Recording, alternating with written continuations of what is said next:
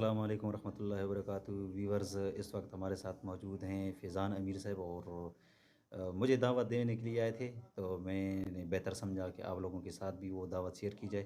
تو جی امیر صاحب، دعوت چلائیے۔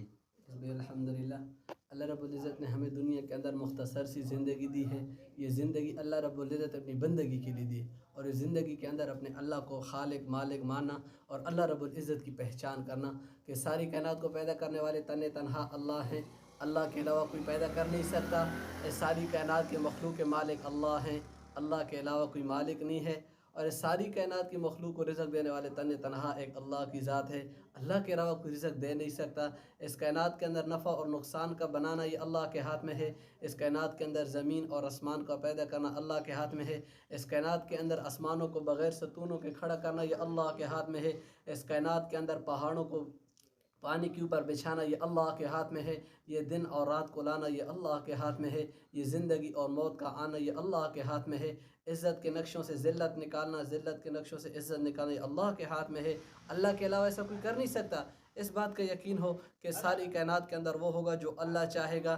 اس کائنات کو بنانے والے اللہ ہیں۔ اس کائنات میں جو ہوا اللہ نے کیا۔ اس کائنات کے اندر جو کچھ ہو رہا ہے اس کو اللہ ہی کر رہے ہیں، اور اس کائنات میں قیامت تک جو کچھ ہوگا اس کو کرنے والی ذات ایک اللہ کی ذات ہے۔ اس کلمے کا یقین کا مطالبہ یہ ہے کہ ہم اپنے اللہ کو پہچانیں۔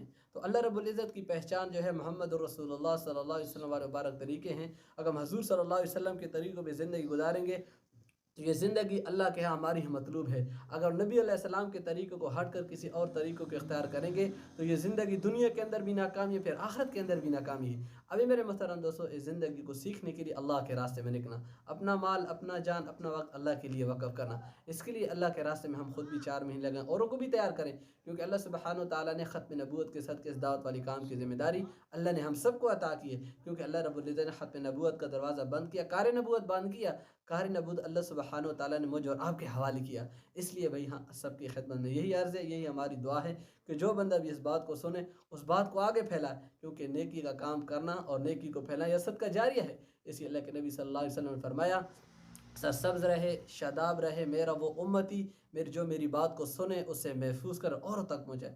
تو ہم حضور صلی اللہ علیہ وسلم کے امتی ہیں۔ ہمارا ختم نبوت کے صدقے یہ کام بنتا ہے، یہ حق بنتا ہے کہ ہم لوگوں کو اچھائی کی طرف بلائیں، لوگوں کو اللہ کے ساتھ اس کا رشتہ جوڑیں۔ آج ساری کائنات کے ساتھ مخلوق کا رشتہ ہے، اللہ کے ساتھ میرے محترم تو کسی کا رشتہ نہیں ہے۔ آج ساری مخلوق ایک دوسرے کو پہچانتی ہے، اپنے اللہ کو کوئی نہیں پہچانتا۔ جس اللہ نے ہمیں پیدا کیا اس اللہ کو ہم نے چھوڑ دیا۔ اس اللہ کی پہچان جو ہے اس دعوت والے مبارک کام کی وجہ سے ہے۔ اس لیے فرمایا، اللہ جل شانہ نے فرمایا کہ میں نے انسان اور جنات کو اپنی بندگی کے لیے پیدا کیا۔ انسان تو پیدا ہی اس لیے ہوا ہے کہ انسان کی زندگی اور ان کی خیر خواہی ہے۔ انسان کو تو اللہ رب العزت نے اپنی بندگی کے لیے بنایا، اس لیے ہم اللہ کی ایسی بندگی کریں جیسے اللہ کا حق ہے، ایسی بندگی نہیں جیسے ہاں مخلوق کرتی ہے۔ نہیں، اللہ رب العزت نے اس انسان کو دنیا کے اندر اشرف بنایا، اس لیے اللہ رب العزت فرماتے ہیں ساری کائنات کو اے انسان تیرے لیے بنایا اور تجھ کو اپنی عبادت کے لیے بنایا۔ ساری کائنات تیرے تابع ہے اور تجھے ہم نے اپنے تابع بنایا ہے۔ اگر ہم نے اپنے اللہ کو پہچانا تو یہ مخلوق ہمارے تابع ہے، اور اگر ہم نے اللہ کو نہیں پہچانا تو یہ گھاٹے کا سودا ہے۔ اس کے لیے بھی ہم نیت کریں، عزم کریں کہ بھئی اسلام آباد والے اجتماع کا بھی جی ہاں جسے بتا دیں الحمدللہ، ویورز کو۔ بھائی وسیم صاحب کے پاس ہم آئے تو ہم نے اسلام آباد کے اجتماع کے بارے میں بھئی ترغیب دی، تو اس کو یہ بات کی کہ الحمدللہ بھئی ہاں ہمارا وقت تو لگتا رہتا ہے، ضائع ہو جائے گا، لیکن الحمدللہ اسلام آباد کا آگے اجتماع ہے، 3 دن کا اجتماع ہے، تو ہاں جمعرات، جمعہ، ہفتہ اتوار کے دن انشاءاللہ وہاں دعا ہوگی۔ تو بھئی اس کے لیے جو ساتھی آواز سن رہے ہیں تو وہ کوشش کریں کہ بھئی 3 دن کے لیے اسلام آباد اجتماع کے لیے گئے۔ میرے محترم دوستو، اللہ نے یہ زندگی گزر گئی اور صدیاں گزر گئیں، 3 دن اگر اللہ کے راستے میں نکل گئے، اگر 3 دن اللہ کے راستے میں نے لگا لیے، ہو سکتا ہے یہی 3 دن قیامت کے دن میرے لیے مغفرت کا ذریعہ بنے۔ لوگ اسلام آباد میں چکر کے لیے لگانے کے لیے جاتے ہیں، ہم اللہ کے دین کو پھیلانے کے لیے جا رہے ہیں۔ لوگ اسلام آباد کے لیے پکنک کے لیے جاتے ہیں، ہم حضور صلی اللہ علیہ وسلم کی مبارک محنت کو سیکھنے کے لیے اور آپ صلی اللہ علیہ وسلم کی مبارک مہمانوں کی خدمت کے لیے جا رہے ہیں۔ تو اس کے لیے انشاءاللہ خود بھی تیار ہوں انشاءاللہ، اور اپنے ساتھیوں کو بھی انشاءاللہ تیار کریں کہ وہاں انشاءاللہ ہم کنٹین کی خدمت کریں گے اور مہمانوں کو انشاءاللہ اللہ کے راستے میں تیار کریں گے۔ تو سب تیار ہیں نا اس کے لیے انشاءاللہ؟ تو بھئی اس لیے عرض ساتھی الحمدللہ کہ نیت عزم کریں کہ بھئی اس کام کو ہم نے موت تک کرنا ہے، کیونکہ اللہ رب العزت فرمایا قرآن کے اندر، تم بہترین امت ہو، تمہیں لوگوں کے نفع کے لیے بھیجا گیا ہے، تم اچھے کاموں کا حکم کرتے ہو، غلط کاموں سے روکتے ہو، اور ایک اللہ پر ایمان رکھتے ہو، اور چاہیے کہ تم میں ایک ایسی جماعت کا ضرور ہونا ضروری ہے جو لوگوں کو اللہ کی طرف بلائے اور نیک اعمال کرے اور برے کاموں سے لوگوں کو منع کرے۔ اب اس کے لیے میرے محترم دوست، ساری انسانیت کو جہنم سے بچانا، ساری انسانیت کو اللہ کی طرف بلانا، یہ حضرات انبیاء علیہ الصلوۃ والسلام کا کام تھا۔ آپ صلی اللہ علیہ وسلم نے صحابہ کرام سے فرمایا، میری مثال تمہارے سامنے ایسی ہے کہ جیسے ایک آگ ہو اور ایک آگ کے اندر پروانے ہوا میں اڑ رہے ہوں، اور ہر پروانہ آگ کی طرف آئے اور میں ہر پروانے کو پیچھے سے ہٹاؤں، میں تم کو جہنم کی طرف سے بچاتا ہوں، پیچھے پکڑ پکڑ کر تم کو جہنم سے پیچھے کھینچتا ہوں، پھر بھی تم جا کے جہنم کی طرف دوڑ لگاتے ہو۔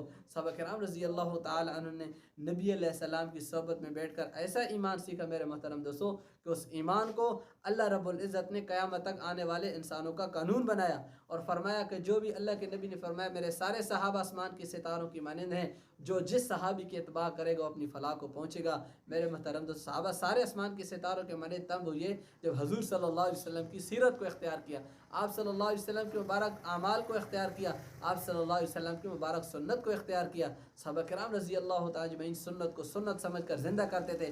آج مسلمان میں اور آپ سنت کو سنت سمجھ کر چھوڑ دیتے ہیں۔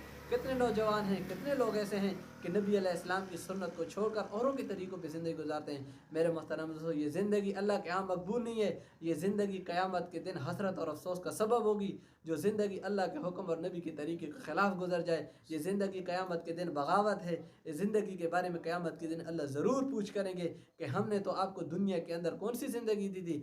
ہم نے آپ کو دنیا کے اندر ایک اسلام کی زندگی دی تھی، ایک نبی والی سیرت دی تھی، آپ نے اپنی نبی کی سیرت کو چھوڑ کر غیروں کی سیرت کو اختیار کیا۔ اس لیے فرمایا کہ قیامت کے دن جو دنیا کے اندر جس سے محبت کرے گا، قیامت کے دن اسی کے ساتھ اس کا اٹھایا جائے گا۔ میرے محترم دوستو، اگر میرا اور آپ کی محبت اللہ اور اس کے رسول کے ساتھ ہے، میرا اٹھنا پھرنا علماءوں کے ساتھ ہے، اچھے لوگوں کے ساتھ ہے، تو قیامت کے اللہ حشر بھی میرا قیامت کے دن فرمائے گا انشاءاللہ۔ تو اس کے لیے بھی انشاءاللہ نیت کریں انشاءاللہ کہ ہم حضور صلی اللہ علیہ وسلم کے مطابق طریقے کے مطابق زندگی گزاریں گے انشاءاللہ۔ ہماری بھی نیت ہے تو آپ سب کی نیت ہے انشاءاللہ۔ انشاءاللہ۔ جزاک اللہ امیر صاحب، اللہ آپ کو خوش رکھے، اور دعا ہے کہ اللہ ہم سب کو جو ہے اس پر عمل کرنے کی توفیق عطا فرمائے، اور اللہ تعالیٰ ہماری زندگیوں میں جو ہے ایمان اور اسلام کی دولت سے ہمیں نوازے۔ آمین۔ شکریہ، اللہ حافظ، السلام علیکم ورحمۃ اللہ وبرکاتہ۔ وعلیکم السلام۔